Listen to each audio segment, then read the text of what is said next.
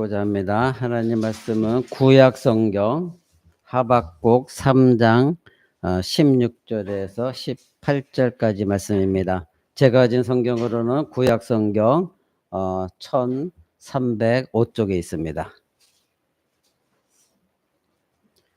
구약 성경 1305쪽에 하박국 3장 16절에서 18절까지 말씀. 다 찾으신 줄 알고 제가 여러분 앞에 읽어드립니다. 내가 들었으므로 내 창자가 흔들렸고 그 목소리로 인하여 내 입술이 떨렸도다. 무리가 우리를 치러 올라오는 환난 날을 내가 기다림으로 내 뼈에 썩이는 것 같이 들어왔으며 내 몸은 내 처소에서 떨리는도다. 비록 무화과 나무가 무성치 못하며 포도나무에 열매가 없으며 감람나무에 수출이 없으며 밭에 식물이 없으며 우리의 양이 없으며 외양간에 소가 없을지라도 나는 여호와를 인하여 즐거워하며 나의 구원의 하나님을 인하여 기뻐하리로다. 아멘. 이제 우리가 하나님 말씀을 듣고자 합니다. 오늘 말씀의 제목은 난 여호와로 즐거워하고 기뻐하리. 이 말씀 가지고 함께 나누고자 합니다. 우리는 지난주에 이사야 선지자의 말씀을 통하여 세상이 아니라 하나님을 두려워하는 백성이 되어야 된다. 이 말씀을 들었습니다. 하나님께 반역한 이스라엘 백성들을 향하여 하나님의 진노의 심판은 이제 아수르라는 나라를 일으키셔서 이스라엘 백성들을 전쟁 속에 힘몰아 넣으시고 그들을 심판하시는 것에 대해서 들었습니다. 그러나 그 가운데서도 이사야 선지자와 함께 하나님의 거룩한 백성들은 이제 너희들은 오히려 그 하나님을 바라봐라. 그 하나님을 즐거워하라. 이렇게 말했던 것을 기억할 것입니다. 여러분은 무엇이 가장 지금 두려워하고 있습니까? 사람마다 두려움이 다 다릅니다. 그리고 그 두려움의 성격도 이유도 각각 다 다를 것입니다.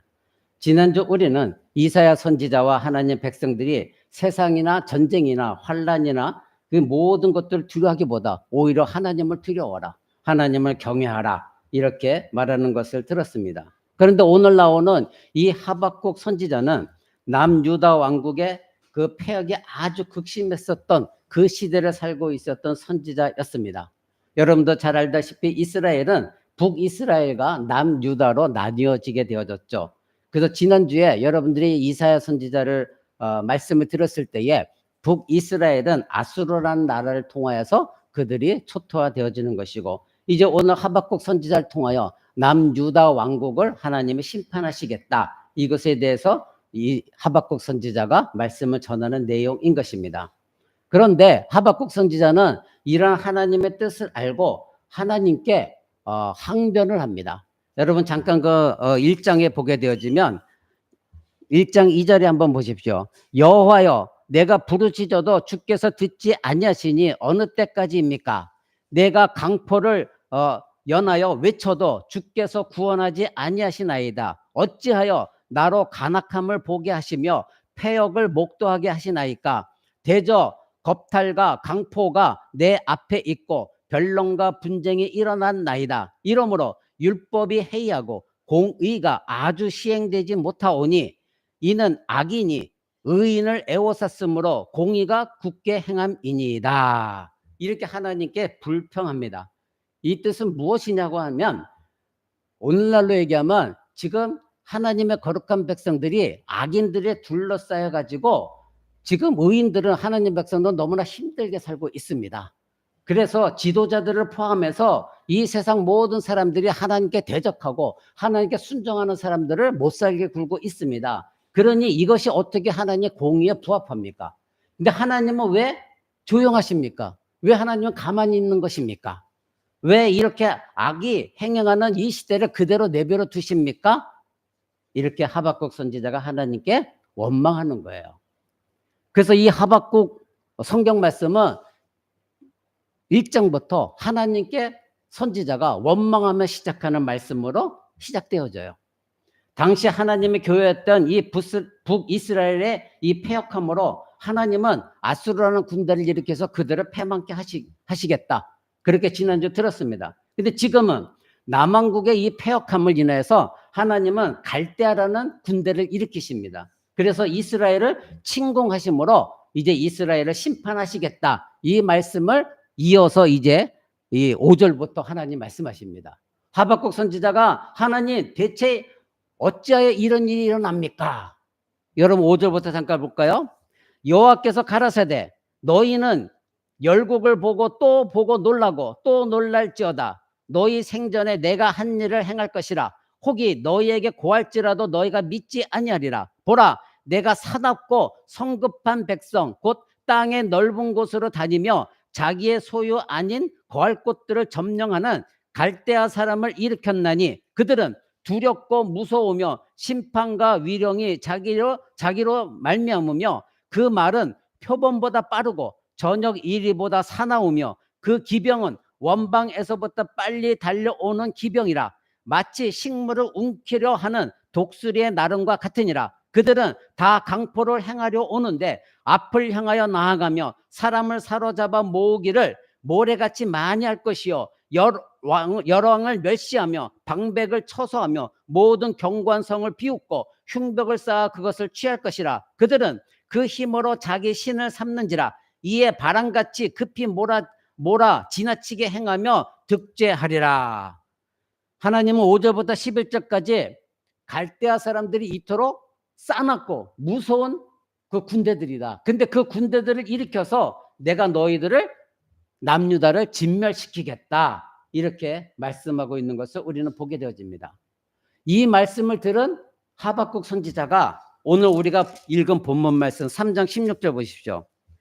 내가 들었으므로 즉 하나님의 말씀을 들었더니 내 창자가 흔들리고 그 목소리를 인하여 내 입술이 떨렸도다. 무리가 우리를 치러 올라오는 환난 날을 내가 기다림으로 내 뼈에 썩이는 것이 들어왔으며 내 몸은 내 초소에서 떨리는도다. 이렇게 하박국 선지자는 말하고 있는 것이죠. 전쟁의 공포입니다. 갈대아가 쳐들어오게 되어지면 이스라엘 백성들이 겪게 되어질 전쟁의 공포를 말하고 있는 것이죠. 자, 그런데 하박국에서 하박국 선지자의 참된 두려움이 지금 자기 창자가 떨릴 정도로 두려움이 과연 무엇이었을까? 우리는 발견해야 됩니다. 과연 하박국 선지자는 무엇이 두려웠을까? 세상 사람들은 전쟁을 두려워했으나 하나님의 백성이고 하나님의 말씀을 전하는 이 하박국 선지자는 무엇을 두려워했을까? 그것은 첫 번째, 하나님의 진노를 두려워했습니다. 갈대아 군대가 쳐들어오는 거, 그것이 두려운 것이 아니라 곧 닥칠 그 전쟁의 공포를 뛰어넘어 이 전쟁을 남유다 왕국에 허락하신 그 이스라엘 백성을 향한 하나님의 진노의 심판, 이것을 두려워했던 것입니다. 하나님은 항상 이스라엘 하나님이셨죠. 언제나 그들을 도우셨고, 그런데 지금은 이스라엘 백성들을 진멸시키려고 갈대아 군대를 일으켜서, 그때 당시에 갈대아는 아주 싸놓고 그리고 아주 무서운 그런 나라였습니다. 무엇이든지 긍휼도 없었고 자기들의 눈에 띄는 대로 죽여버리는 그러한 무참한 비참한 갈대아 군대였습니다. 그런데 그 갈대아 군대를 일으켜서 하나님의 백성들을 진멸시키겠다는 겁니다. 여러분, 세상 사람들은 이것이 진정 두려운 것이에요. 전쟁이 일어난다는 거. 남유다 왕국을 향한 하나님의 이런 심판이 밀려온다고 했을 때 많은 백성들은 이제는 죽게 되었구나. 저들이 저렇게 쌓아놓은 백성들인데 죽게 되어졌구나. 그러나 이 하박국 선지자가 두려워했던 것은 그러한 이스라엘 백성을 향한 하나님의 진노, 갈대아 군대가 두려운 것이 아니라 하나님의 진노가 두려웠던 거예요. 사랑하는 성도 여러분, 우리 주 예수 그리스도께서 십자가에 달려 죽으시기 전에 예수님은 하나님 아버지께 기도하셨습니다. 뭐라고 기도하셨습니까? 할 수 있거든 이 잔을 내게서 옮겨 주시옵소서. 즉 죽음의 잔을 옮겨 주시옵소서, 이렇게 기도하셨습니다. 물론 십자가를 지는 이 육체적 고통은 정말 극심한 고통입니다. 끔찍한 것입니다. 그런데 예수님이 지신 십자가의 본질이 무엇인가를 우리는 여기서 알아야 돼요. 과연 예수님이 이와 같이 육체적인 고통을 피하기 위해서 하나님 아버지께 할 수 있거든 이 죽음의 잔을 내게서 옮겨 주옵소서 이렇게 기도하셨을까요?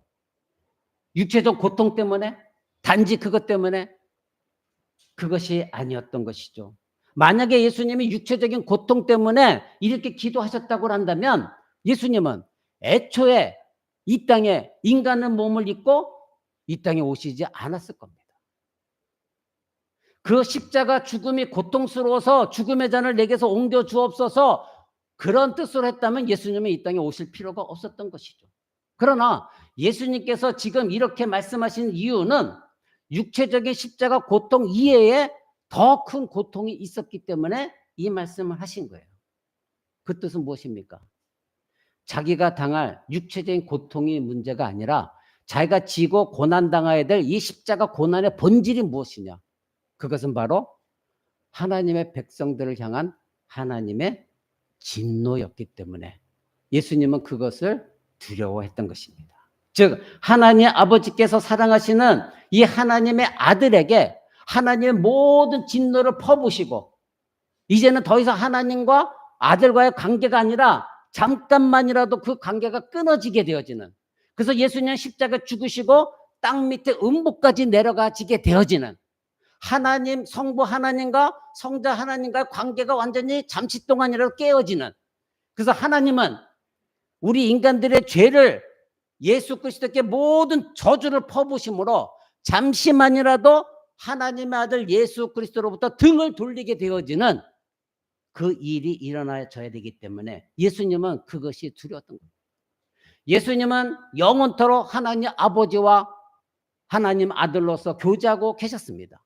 같은 하나님으로서 영원한 사랑의 교제를 이루었는데 이 땅에 오셔서 우리 때문에 그 관계가 일시적이지만 3일 동안이지만 죽음의 잔은 맛봄으로 말미암아 하나님의 진노를 본인이 다 짊어지고 하나님의 아들 예수 그리스도에게 등을 돌리게 되어지는 놀라운 하나님의 무서운 심판, 그것 때문에 예수님이 이 죽음의 잔을 내게서 옮겨 주옵소서 이렇게 말씀하십니다. 그만큼 우리들의 죄가 얼마나 큰 것인가 우리는 그것을 깨달아야 됩니다. 십자가 고난의 본질은 바로 저와 여러분들의 죄악에 대한 하나님의 진노였습니다. 그래서 우리의 구원에는 십자가 죽음이 핵심이고 예수 그리스도와 그가 죽으신 십자가 외에는 아무것도 알지 않기로 작정한 이 사도 바울의 고백이 저와 여러분의 고백이 되어져야 되는 겁니다.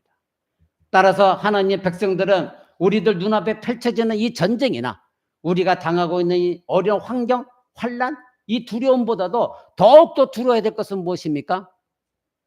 하나님의 진노입니다. 우리를 향한 그 하나님의 외면, 그것을 더욱더 여러분은 두려워하셔야 돼요. 그것이 가장 끔찍한 것이라는 것. 바로 하나님께서 하나님 백성들을 진멸시키기로 하는 것은 우리의 죄악에 대해서 하나님의 진노하심, 그것을 여러분들은 두려워해야 된다 이겁니다. 지금 남유다 왕국의 백성들은 전쟁을 두려워하고 있지만 하박국 선지자는 남유다 왕국을 향한 하나님의 이 진노, 이것을 두려워했습니다. 백성들은 갈대아 군대를 두려워했으나 이 선지자는 그것이 아니라 하나님의 진노를 더 두려워한 것입니다. 하박국 선지자는 남유다 왕국의 이 폐역함과 그리고 지도자들의 이 강포함, 그리고 악인들이 의인들을 못살게 구고 괴롭히는, 그래서 나라가 모두가 전체가 하나님의 공의를 완전히 훼손시켰고 왜곡시켜버려진, 그래서 하나님의 공의가 사라져버린 이 이스라엘 향한 하나님의 진노를 두려워한 것입니다. 오늘날 우리 대한민국의 거룩한 백성들도 이 나라 이 민족을 바라보면서 여러분 하나님의 진노가 이 나라에게 임하지 않도록 여러분 기도하셔야 돼요. 정치가들이 하나님을 두려워하고 백성들이 하나님을 두려워하고 이 대한민국도 언제 전쟁이 일어나더라도 이상한 일이 아닌 그런 상황까지 와 있습니다. 하나님을 섬기는 기독교가 정신 차리지 못하면 흥청망청 되고 있으면 하나님의 진노가 또다시 어떻게 이 대한민국에 임할지 우리는 아무도 모릅니다. 신자는 여호와 하나님의 진노 앞에서 살아가는 사람들이 신자들입니다.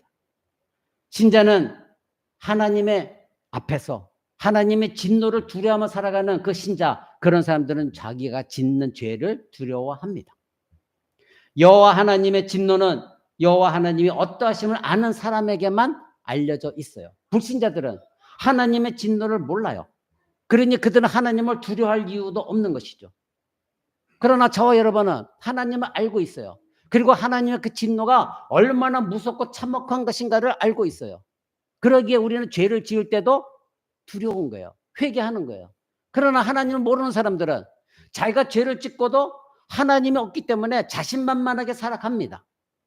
결국은 그러다가 하나님의 진노의 심판을 당할 수밖에 없는 것입니다.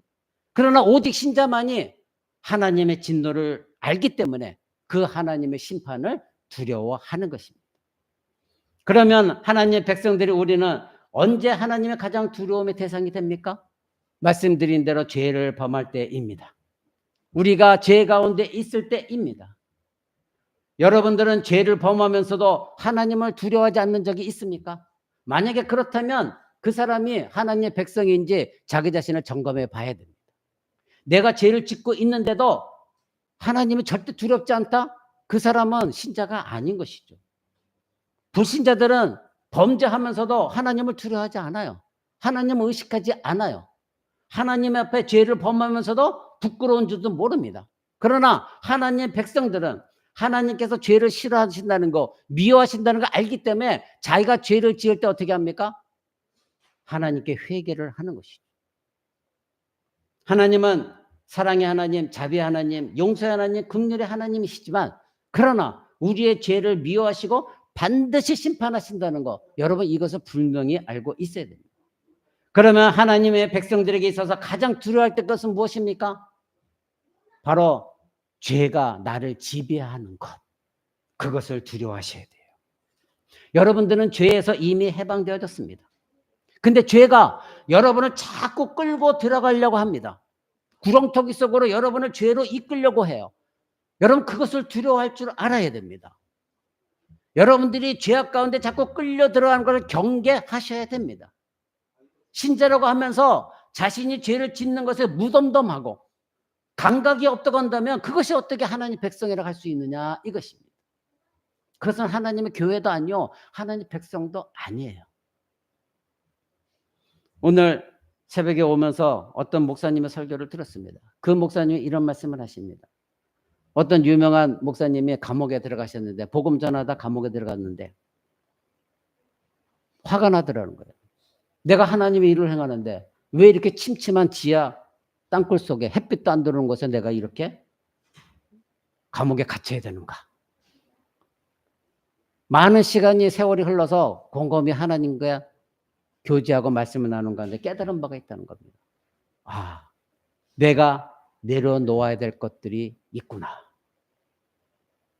바로 자기 자신이 복음을 전한다는 그 의로움에 휩싸여서 하나님 뜻을 행하였지만 감옥에 들어가 있는 것에 대해 불평불만했을 때 자기 마음 안에는 평화가 전혀 없었던 것이죠. 하나님을 향한 불평불만 때문에 마음이 너무나 상했던 거예요. 그런데 하나님 말씀을 통해 깨달으면서 이 모든 것이 하나님 은혜였는데 내가 무엇이 잘났다고 복음을 증거했다고 그거 하나 때문에 이 감방에 들어와서 하나님 원망하는가? 그 모든 것을 다 내려놨더니 죄에서 자유로움을 얻게 되어지고 결국 그 다음에는 평안이 밀려오면서 하나님과 완전한 교제를 할 수가 있었다. 그러면서 그 감옥에서 풀려나와서 지은 책이 있는데 그 책 이름은 제가 지금 기억이 안 납니다. 그 목사님 뭐라고 했냐면 어떤 새가 있는데 그 새가 아주 아름다운 새였는데 왕자가 그 새를 아주 귀한 고급스러운 새장에 그 새를 가두었답니다. 그래서 너는 내가 맛난 거 주는 거 그대로 먹으면서 이 좋은 환경 속에서 살아라. 근데 이 새 입장에서는 세상에 날아다니는 것이 행복인 것이죠. 아무리 좋은 세상에 갇혀 있고 아무리 좋은 음식을 준다 할지라도 그 새는 그것이 행복이 아니죠. 그래서 이 새가 왕자에게 말했답니다. 그러면 왕자님, 우리 고향에 가서 우리 가족들을 한번 좀 만나주세요. 제가 이제는 이 세상에서 죽을 수도 있으니 가족을 좀 만나주세요. 그래서 이 왕자님이 숲에 가서 새 가족들을 만났다고 합니다. 그래서 이 왕자가 그 새의 소식을 전했더니 그 새 가족들이 다 모여 있다가 그 새 언니 하나가 나무에서 떨어져 죽었답니다. 실제로는 죽은 것이 아닌데. 그래서 이 왕자가 너무 놀래가지고 그 가족들을 만나고 나서 집에 왕궁에 돌아와서 이 새에게 전했답니다. 내가 너의 소식을 알려줬더니 네 언니가 나무에서 떨어져 죽었어. 이게 무슨 일이야? 그랬더니 그 소식을 들은 이 새가 나무에 그 새장에서 있다가 떨어졌답니다. 그래서 죽었대요.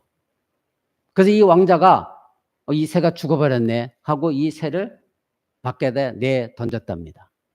이 새는 밖에 풀려나온 것이 자기가 죽었기 때문에 풀려나온 것이거든요. 그래서 다시 창공을 날아 올랐답니다. 그 뜻은 언니 새가 네가 사는 방법은 이것밖에 없다. 즉 죽어라. 그러면 너는 살아날 것이다. 이런 우화적인 말씀을 그 목사님이 책으로 만든 책이 있다고 합니다. 결국 새가 자기가 죽어야 세상에서 풀리는 것이죠. 그 목사님이 자기가 감옥에서 깨달은 바가 그거였답니다. 내가 하나님 앞에서 내가 죽어야 내가 사는 것이다. 내가 죄의 종에 매여서 죄의 쇠사슬에 매여 있으면 나는 결코 이 죄에서 벗어날 수가 없다. 내가 내 모든 걸 내려놨을 때에, 내가 죽었을 때에 그것이 진정한 죄에서 자유함을 얻는 것이다. 그것을 깨달은 거예요. 그래서 그 책을 지었다고 합니다. 사랑하는 성도 여러분, 우리는 무언가를 계속 붙들고 있습니다. 무언가를 계속 붙들고 힘들어하고 고통스러워하고 그 죄의 쇠사슬에 매여서 목에 상처가 나면도 여전히 그 죄의 쇠사슬에 매여 있는 것, 그것을 즐기고 있는 것이 저와 여러분들 아닙니까? 그 죄를 내려놓았을 때에, 내 손에서 그 모든 욕심을 다 내려놓았을 때에 나에게 진정한 하나님이 주시는 자유, 평안을 얻을 수가 있는 것입니다. 지금 이 남유다 왕국은 하나님 앞에 엄청난 큰 범죄를 저지르고 있으면서도 자기들은 꽤 괜찮은 의로운 사람이라 착각하고 있는 사람들이었습니다. 오늘날 문란해진 이 세상을 한번 보십시오. 고위 관료들은 부정과 부패와 백성들을 돌아보지 않냐고 교만 속에 살아가고 있습니다. 이 세상은 거짓과 술 취함과 방탕함과 욕심이 그리고 무서불위의 권세를 부리는 자들이 하나님을 두려워하지 않고 기세등등하게 살아가고 있습니다. 이들은 절대 하나님을 두려워하지 않습니다. 오늘날 조국교회도 이러한 일들이 교회 안에서 비일비재하게 일어나고 있는 것이 사실입니다. 신자들도 하나님 앞에서 자신을 절대평가를 하지 않고 상대평가를 하는 것, 이것이 문제입니다. 여러분, 이게 무슨 뜻일까요? 하나님 앞에서 모두가 절대평가를 하셔야 돼요. 하나님 앞에서 하나님, 나는 저 성도보다는 좀 낫죠. 나는 모태신앙이고 이미 세례받았고 헌신하고 있고 그러니 저 사람보다는 내가 좀 낫죠. 이거 상대평가입니다.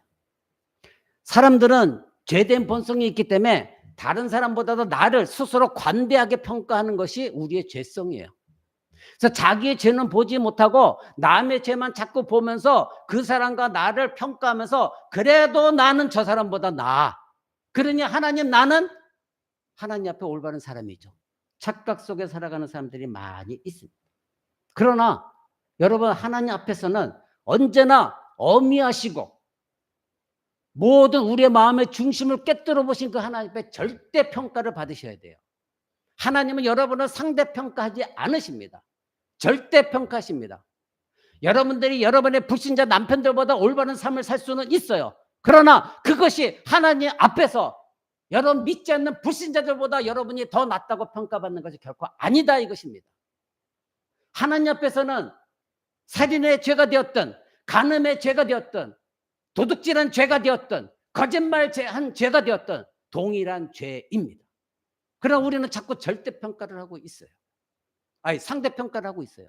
하나님 우리를 절대적으로 나 한 사람을 보고 계신데 그래, 너는 저 사람보다 덜 죄를 졌으니 그래, 너는 괜찮은 존재야. 하나님 이렇게 말씀하시는 분이 아닙니다.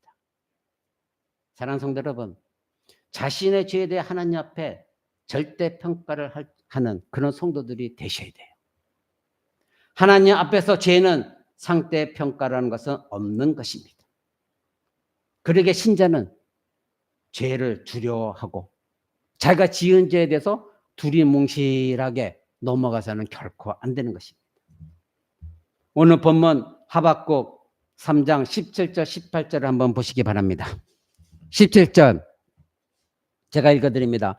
비록 무화과 나무가 무성치 못하며 포도나무에 열매가 없으며 감람나무에 소출이 없으며 밭에 식물이 없으며 우리의 양이 없으며 외양간에 소가 없을지라도 나는 여호와를 인하여 즐거워하여 나의 구원의 하나님을 인하여 기뻐하리로다. 아멘. 여러분, 지금 17절에서 하박국 선지자는 다가올 전쟁을 은유법으로 직설법으로 말하지 아니하고 은유법으로 말하고 있어요. 즉 직설법으로 말하면 전쟁이 곧 닥칠 것인데 이제 군사들이 밀려올 것이다. 그 갈 때에 무지막지한 기병들이 먼저 달려와서 너희를 짓밟을 것이다. 그리고 군대에 군대들이 음악에 맞춰서 행렬을 지어갖고 밀려올 것이고 너희들은 완전히 초토화가 될 것이다. 이렇게 표현하지 않고 있어요.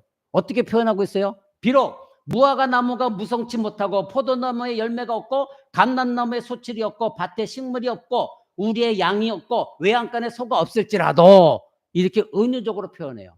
즉 갈대아가 오면 어떻게 된다? 이 모든 것은 다 사라져 버린다는 거예요. 지금 하박국 선지자는 이스라엘이 이 말씀을 들으면서 단지 전쟁이 일어날 때 상황과 전쟁의 결과를 이 남유다 백성들이 알기를 바란 것이 아니라 이스라엘이 바로 하나님의 언약 백성이기 때문에 이 전쟁은 언약 백성들을 향한 하나님의 언약의 저주다. 이것을 알려주기 위하여 무화과 나무, 포도나무, 감람나무 이 은유법을 사용한 거예요. 여러분 이 말씀을 읽을 때 그래서 우리는 성경을 띄엄띄엄 읽어서는 안 되는 겁니다. 왜 이 17절이 언약의 저주라는 의미를 갖고 있을까요? 성경에서 무화과나무, 포도나무, 감람나무는 바로 하나님의 언약의 풍성함을 나타내는 도구들이었어요. 그래서 여러분들 알다시피 이스라엘 백성들이 가나안 땅에 들어가기 직전에 가나안 땅에 정탐꾼들을 보냈을 때에 그 정탐꾼들이 목격한 것이 무엇입니까? 가나안 땅에 있는 엄청난 큰 포도송이, 그렇죠? 무화과송이. 그것이 너무나 무거워서 두 사람이 장대에다 그것을 꿰갖고 두 사람이 어깨에 메고 돌아왔잖아요. 바로 그것을 지금 상징해서 보여주고 있는 거예요. 적과 꿀이 흐르는 그 땅에 하나님 약속한 땅인데 거기에는 그와 같이 엄청나게 하나님의 복을 받은 땅이다. 누구가? 그 땅을 누구에게 줬습니까? 이스라엘 백성에게, 언약 백성들에게. 그래서 성경은 구약 성경에 계속 보게 되어지면 이 포도나무, 무화과나무 이 모든 것들을 바로 이스라엘 백성을 은유적으로 표현하고 있어요. 그래서 시편 105편에도 보면 이렇게 말합니다. 그들의 포도나무와 무화과나무를 치시며 그들의 지경에 있는 나무를 찍으셨도다. 즉 무화과나무, 포도나무 모두 이스라엘 백성들을 말하고 있는 것인데 이 이스라엘 백성들을 모두 다 하나님이 쳐버리셨다. 찍어버리셨다. 즉 하나님 베어버리셨다. 심판하셨다. 이렇게 말합니다. 이처럼 성경에서 무화과, 포도나무 이 모두 번성하는 것은 하나님의 언약의 복이 그들에게 임하였다는 표시이고 반대로 이 무화과나무, 포도나무, 감람나무가 메말라고 열매를 맺지 못하고 있다는 것은 바로 이스라엘의 불신앙 때문에 하나님의 저주의 심판을 받고 있다는 뜻이에요. 그래서 에레미야서 8장에 보면은 동일한 말씀이 나옵니다. 여러분 잠깐 우리 그 앞에 에레미야서 8장 13절을 한번 봅니다. 에레미야서 8장 13절.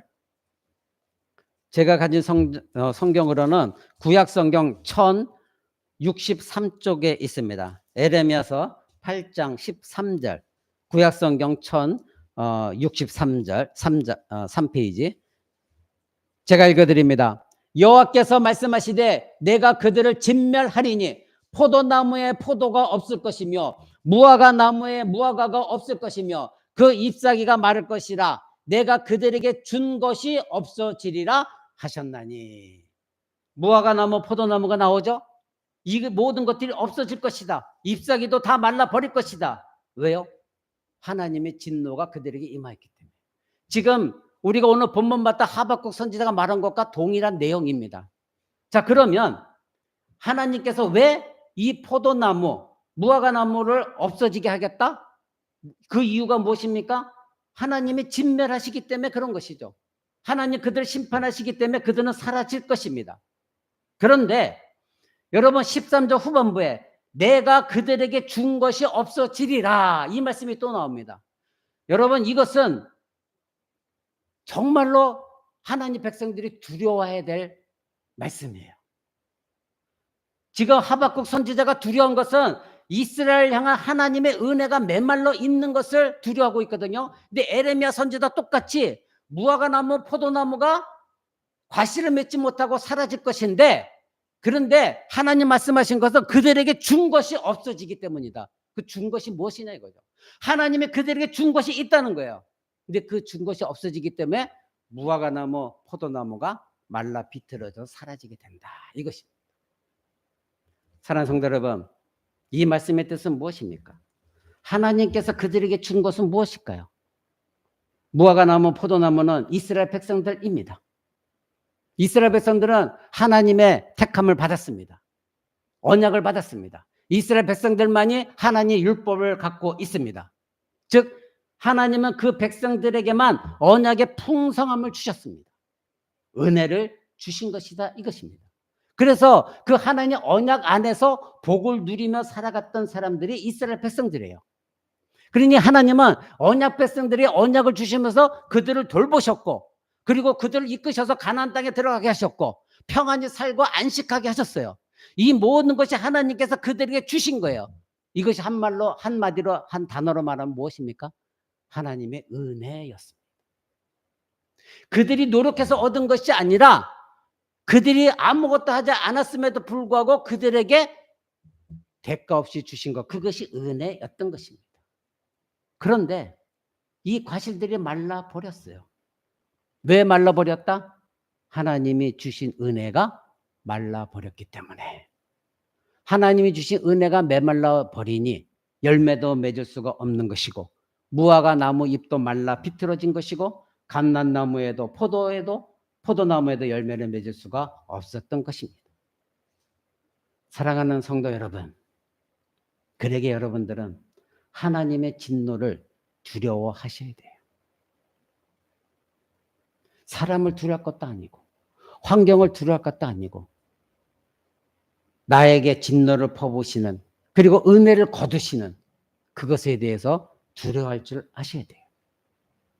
우리가 두려워해야 될 것은 하나님이 진노하시는 것만이 아니라 나에게 주셨던 선물, 즉 은혜, 그 은혜가 마르고 하나님이 주시는 복락이, 언약적인 복락이 사라지는 것, 이것을 여러분들이 두려워하셔야 돼요.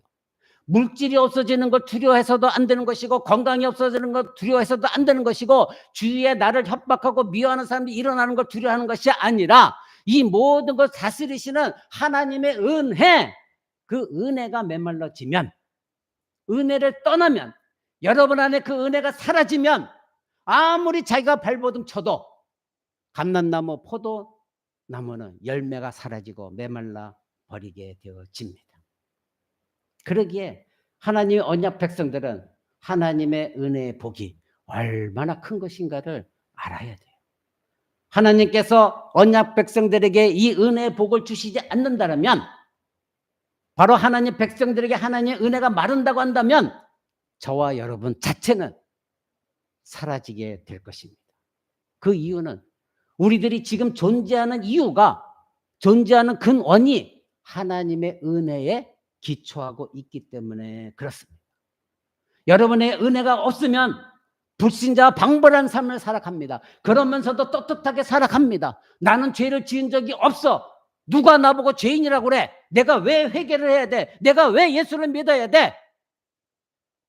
내가 도대체 무슨 죄를 졌다고? 이와 같이 교만 속에서 하나님을 향하여 반항하며 살아가는 사람과 방불한 삶을 살아갑니다. 그러나 은혜 안에 있는 사람은 은혜의 지배 속에 살아가기 때문에 자그마한 죄를 졌어도 그것이 가슴 아파요. 그건 나를 자꾸 찔러요. 그래서 회개하지 않으면 도저히 못 살아요. 잠이 안 와요. 그 사람은 정말로 은혜 속에 살아가는 사람이에요. 근데 여러분은 내 죄가 얼마나 큰지도 모르고 불신자 방불한 삶을 살아가는 사람은 죄의 지배 속에서 마음이 강팍해지게 되어지고 언젠가는 하나님을 떠나게 됩니다. 그런 사람에게 열매는 맺어질 수가 없는 것입니다. 신자에게 하나님의 은혜는 반드시 필요합니다. 저와 여러분에게 은혜는 생명입니다. 있어도 되고 없어도 되는 것이 결코 아니라 은혜가 없으면 신자는 하루도 살 수가 없는 사람들이 신자들입니다. 하나님이 여러분에게서 은혜를 거두시면 여러분들은 절망밖에 없습니다. 만약 신자에게 은혜가 사라지면 여러분의 영혼은 메말라 버리게 되어질 것이고 여러분들의 그리스도인의 정체성도 사라지게 될 것이고 예수님 말씀하신 대로 포도나무는 가지는 포도나무에 붙어 있어야 열매를 맺는데 여러분들은 거기서 이탈되어져서 말라 비틀어져 불쏘시개로밖에 쓰임받지 못할 것입니다. 시냇가에 심은 나무가 복 있는 사람이라고 했는데 그 시냇가에 심은 나무가 어디에 뿌리를 내리고 있기 때문에 복 있는 나무입니까? 시냇가에서 끊임없이 물을 빨아들일 때입니다. 근데 그 시내가 메말라 버렸다면, 즉 은혜가 메말라 버렸다면 그 시냇가에 심은 나무도 잎사귀가 마르고 결국은 시들어 죽게 되어질 것입니다. 여러분의 삶은 어떠한 삶입니까? 하루하루 삶이 너무나도 바쁘고 지친 삶입니다. 시간이 없기 때문에 하나님의 말씀을 생각하는 것도 하나님 말씀을 읽는 것도 찬양하는 것도 하나님과 기도 가운데 교제하는 것도 다 놓쳐버린 그런 삶을 살고 있지는 않습니까? 그러다가 점차 영혼이 메말라지기 시작하고 결국 하나님의 은혜는 여러분의 영혼 가운데서 고갈되어지고 고갈된 영혼을 무언가 텅 비었기 때문에 뭐가 만족시켜야 되는데 그러기 위해서 세상을 찾아가 세상의 모든 것들로 가득 채우려고 하는 여러분들 아닙니까? 그렇다고 한다면 여러분은 하나님의 진노를 피할 수 없는 처지가 되어집니다. 지금 지난주에 이사야 선지자가 말한 북이스라엘과 오늘 말씀을 듣고 있는 이 남유다 이 두 나라를 향하여 하나님 하시는 말씀이 무엇입니까? 너희들이 하나님의 진노를 피할 것 같으냐? 절대 피할 수 없다는 겁니다. 하나님의 언약 백성들이었음에도 불구하고 그렇다는 겁니다. 신자라고 한다면 아무리 바빠도 말씀 안에 살아야 됩니다. 그리고 하나님의 은혜가 충만한 삶을 살아가야 됩니다. 혹시 여러분 내가 주일을 성수했으니까 여기에 만족하는 사람들 아닙니까?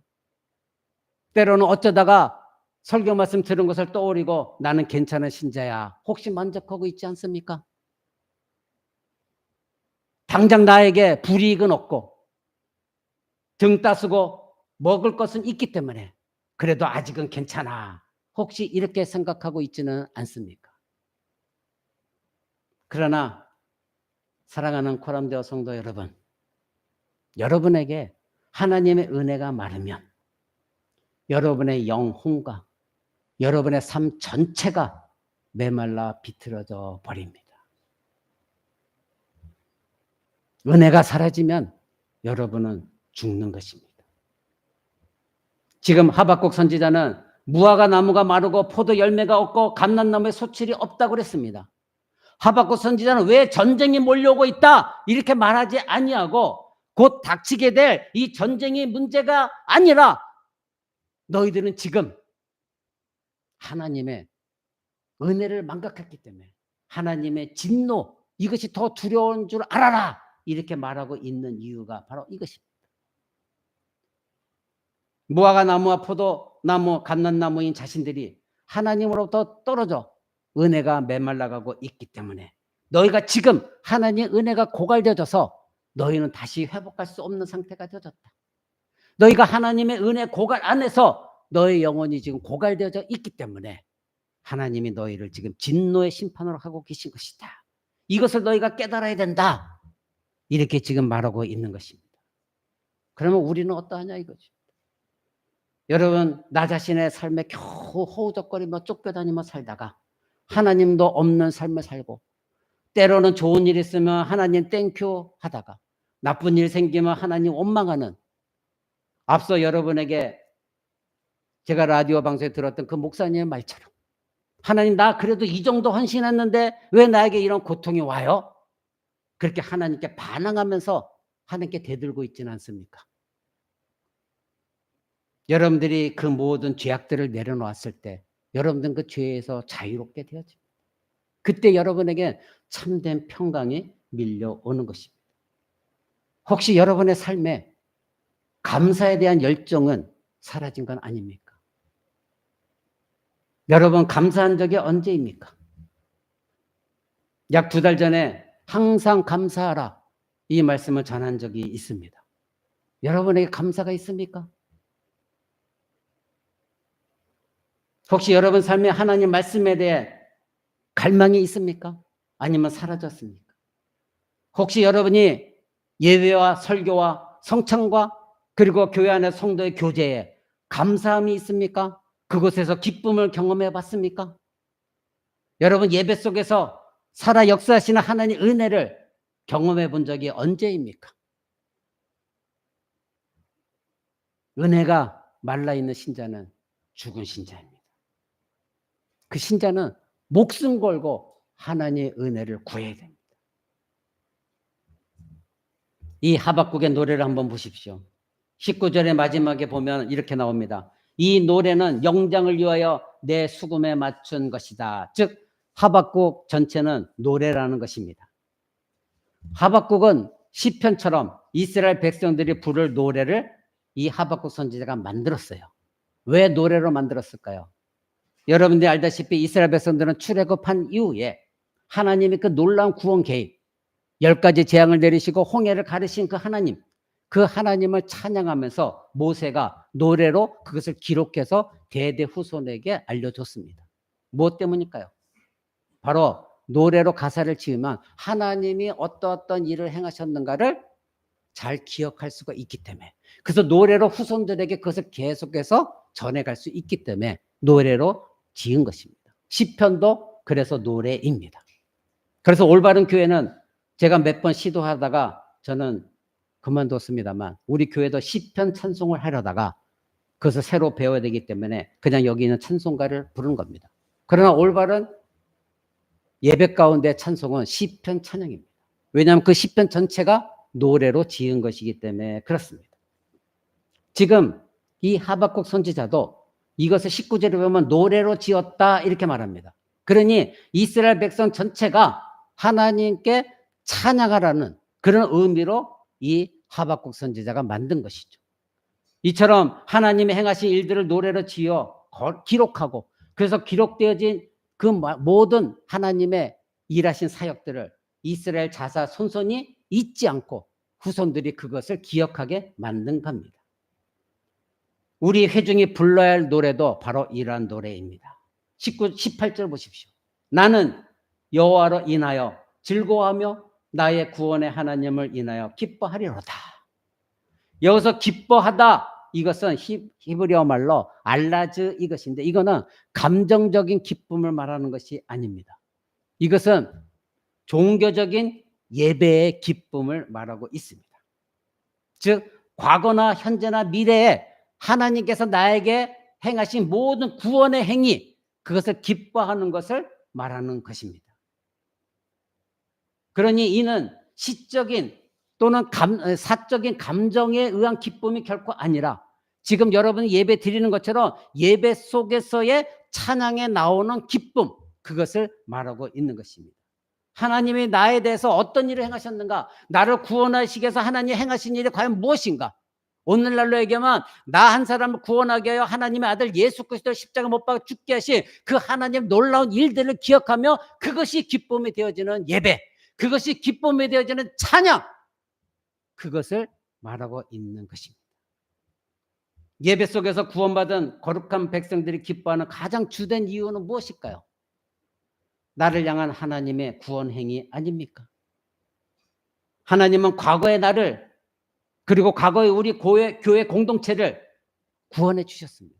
저와 여러분이 기뻐해야 될 것은 바로 이것입니다. 여러분들이 이것을 놓치게 되지만 여러분의 삶은 감사도 없고 즐거움도 없고 기쁨도 없어요. 모든 것이 고난이요, 모든 것이 힘든 것이요, 모든 것이 짜증이에요. 그래서 모든 것에 저 사람은 어떻고 이 사람은 어떻고 누구는 어떻고 항상 나는 의로워요. 아까 말씀드린 대로 상대적인 평가만을 내리는 그 사람들이 은혜에 미끄러진 사람들입니다. 사랑하는 성도 여러분, 분명한 것은 백성의 기쁨은 바로 하나님의 구원 행위 때문에 기뻐하셔야 돼요. 나에게 오늘 하나님 무언가 주셨다고 해서 그 기쁨은 잠시 잠깐 있다가 사라집니다. 그러나 여러분들이 지속적으로 기쁨을 누리는 것은 여러분이 어떠한 상태 속에서 내가 구원받았느냐, 그것을 분명히 알고 있는 사람은 항상 기뻐할 수밖에 없어요. 그 기쁨이 예배 가운데 찬양을 통하여 터져 나와야 되는 겁니다. 지금 18절에 나는 여호와를 인하여 즐거워하며 나의 구원의 하나님을 기뻐한다, 이렇게 말합니다. 사랑하는 성도 여러분, 이 하박국의 노래는 우리에게 많은 것을 알려주고 있어요. 비록 우리들의 삶은 전쟁과 같은 삶이에요. 그렇죠? 힘들고 어렵죠? 고난이 닥치고 있죠? 어려움이 항상 도사리고 있습니다. 어느 것 하나 만만한 것이 없습니다. 그때마다 우리는 신자임에도 심리적인 갈등이 일어나요. 내 안에서 갈등이 일어납니다. 때로는 하나님을 의지하기도 하고 때로는 하나님 바라보며 찬양하며 살아가기도 하지만, 그러나 때로는 낙심도 하고 절망 가운데 빠져 허덕입니다. 그러면서 하나님은 살아계신 하나님이 아니야, 죽은 하나님이야. 살아계시다면 내가 이렇게 힘든데 나를 이렇게 내버려 둘 수가 없어, 이런 상황까지 여러분 가게 되어집니다. 바로 이것이 우리들의 변덕스러운 신앙입니다. 그런데 그런 신자가 예배 드리러 나오게 되어지면 어떤 마음으로 나와야 되느냐, 이거. 내가 어떻게 구원받았는가? 내가 십자가에 죽은 적이 있는가? 아무 잘못도 없이 예수 그리스도가 이 땅에 오셔서 나 대신에 그 끔찍한 하나님의 진노를 다 받으시고 죽으셨기 때문에 내가 구원받은 것이 아닌가? 이것을 깊이 와서 예배 전에 준비하며 하나님 감사합니다. 그런 신자는 예배 가운데 찬양이 기쁨의 찬양이 되어지고, 이 하박국 선지자처럼 내가 비록 상 가운데 힘들고 어렵다 할지라도, 내게 무화과 나무가 무성치 못하고 포도의 열매가 없고 감람나무에 소출이 없다 할지라도, 밭에 식물이 없다 할지라도, 우리의 양떼가 다 사라졌다 할지라도 나는 여호와로 말미암아 즐거워하고 기뻐할 것이다. 이런 고백이 찬양 가운데 나와져야 되는 것입니다. 사랑하는 성도 여러분, 이것이 신자입니다. 여러분들이 오늘 예배 드릴 때에 하나님께 찬양했을 때 어떤 마음으로 찬양했는지 저는 모릅니다. 그러나 우리는 오늘 두 번째 찬양할 때에 평화, 평화로다, 하늘로부터 내려온 그 평화, 그것을 찬양했습니다. 사랑하는 성도 여러분, 우리가 세상 속에 살아갈 때에 나에게 닥치는 어려움과 전쟁 같은 이 두려운 상황, 절망, 공포, 이것이 우리에게 밀려온다 할지라도 여러분이 진정 하나님의 백성이라고 한다면 하나님이 마치 살아계시지 않는 것처럼 착각해서는 안 됩니다. 아무리 그런 상황 속에서도 하나님은 나와 함께 계신다는 걸 분명히 붙들고 있어야 돼요. 고난 없는 신자는 아무도 없습니다. 나에게 닥친 이 고난을 나는 이길 수 없지만, 나는 이 고난을 헤쳐나갈 능력도 없지만, 그러나 나에게는 아무런 희망이 없는 것도 아니다. 오직 하나님의 능력, 그 하나님의 능력이 나를 이끌어 줄 것이다. 이것을 여러분들이 붙드셔야 돼요. 그런 신자는 언제나 은혜 안에 살아가고 있습니다.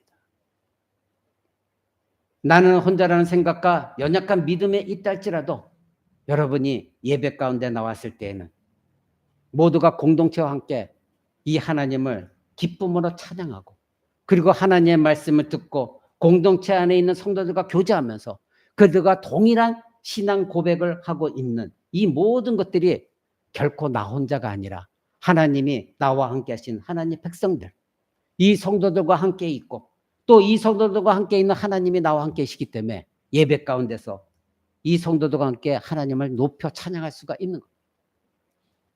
하박국 선지자가 노래한 것처럼 비록 내 삶에 무화과 나무도 무성치 못하고 포도나무의 열매도 하나도 없고 감람나무의 소출이 하나도 없고 밭에 식물이 없다 할지라도 내 외양간에 소들이 없고 내 예금 계좌에 돈이 하나도 없다 할지라도 그러나 나는 여호와로 인하여 즐거워하고 기뻐할 것이다. 여러분, 이런 노래를 할 수 있습니까?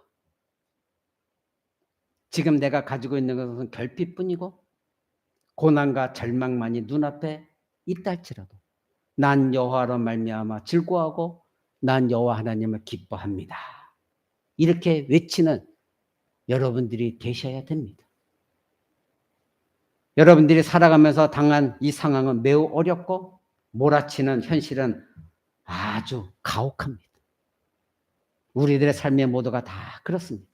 그러나 우리가 참으로 예수 그리스도의 십자가 보혈로 구원받은 것, 이것을 여러분들이 확신하고 있다면 우리는 하나님을 예배할 때에 성도들과 함께 하나님의 거룩하신 보좌 앞에 나아가 하나님의 얼굴을 뵙고 오히려 우리는 즐거워할 수 있어야 돼요. 기뻐할 수 있어야 돼요. 그것이 신자예요. 그래서 성도들과 함께 공동체적으로 예배를 드리고 공동체적으로 하나님 보좌 앞에 나가는 것, 이것을 사모하셔야 돼요. 이것이 하나님께서 교회를 세우신 목적입니다. 왜냐하면 여호와 하나님께서 여전히 우리와 함께 계시다는 것을 이 공동체 속에 있는 성도들을 통하여, 공동체 예배 속에서 하나님 은혜 부어주심을 통하여, 공동체 속의 예배 속에서 하나님이 우리에게 말씀하신 선포하신 말씀을 통하여, 공동체 속에서 행해지는 이 성찬을 통하여 하나님이 지금 우리와 함께 계시다는 걸 확실히 경험하게 하시기 때문에 그렇습니다. 그래서 여러분들은 예배를 사모해야 된다, 이것입니다. 하나님과의 관계에 있어서 여러분은 전쟁의 폭격을 맡은 것 같은, 내 가정에 내 삶에 전쟁의 폭탄이 떨어진 것 같은 그런 삶을 경험할 때도 많이 있었을 것입니다.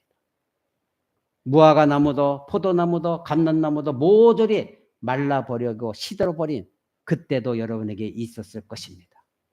그러나 여러분, 그런 마음으로 이 자리에 나왔다 할지라도 그때에 성도 중 한 사람이 하나님을 찬양하는 노래를 하기 시작하면, 여호와의 이름을 높이기 시작하면, 여호와께서 우리들 가운데 계심을 찬양하기 시작하면 의인은 여호와로 말미암아 살 것이다. 의인은 믿음으로 말미암아 살 것이다. 이런 말씀이 여러분에게 와닿기 시작하면 여러분은 하나님의 은혜 가운데 들어갈 수가 있습니다. 비록 지난 한 주간 동안의 삶이 여러분의 강팍하고 치열한 싸움 속에서, 절망 속에서, 결핍 속에서, 분노 속에서, 미움 속에서, 그리고 핍박을 당하고 어려운 가운데 살아왔다 할지라도 여러분들이 예배 가운데 나와서 다시 한번 나의 모든 죄된 마음을 내려놓고 그럼에도 불구하고 나는 여호와를 즐거워하며 기뻐할 것입니다. 이 고백이 여러분에게 있게 되어지면 여러분에게 메말라버린 그 영혼을 다시 하나님이 회복시켜 주십니다. 말씀을 통하여, 성찬을 통하여. 그래서 공동체 속에서 저 사람이 저렇게 은혜를 받고 있는데 하나님 나에게도 은혜를 주옵소서. 하나님 나도 은혜를 사모합니다. 비록 내 삶은 남유다가 당한 갈대아가 짓밟고 있는 그런 삶이다 할지라도 나는 여호와로 말미암아 즐거워하고 기뻐하겠습니다. 이러한 고백의 찬양이 나오는 우리 코람데오 성도들의 예배가 되어지길 원합니다. 하나님은 살아 계십니다. 지금도 여러분을 눈동자처럼 지켜보고 계십니다. 여러분이 쥐고 있는 것 내려놓았을 때 하나님은 여러분의 손에 은혜의 복을 채워주십니다. 그 은혜의 복이 차곡차곡 쌓여나가게 되어지면 언젠가는 모든 것이 협력하여 하나님의 선을 이루어 나가는 것을 여러분들이 경험하며 간증하게 될 것입니다. 그러나 그때까지는 하나님의 훈련이 필요합니다. 하나님은 여러분을 다루시길 원하십니다. 무조건 주시는 것이 아니라 여러분이 깨어지고 여러분이 죽어지고 여러분의 가슴을 치며 통행하고 여호와 하나님만이 나의 힘이십니다.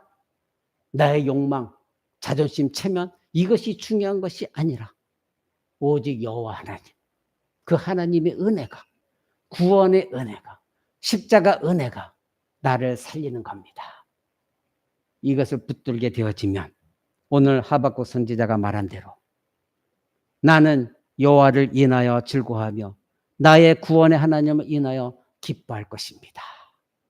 다른 자들은 다 두려워 떨며 이제는 우린 죽게 되어졌구나 그런 상황 속에서도 하나님 이 모든 것이 다 잃어버린다 할지라도 난 여호와로 말미암아 즐거워하고 기뻐할 것입니다.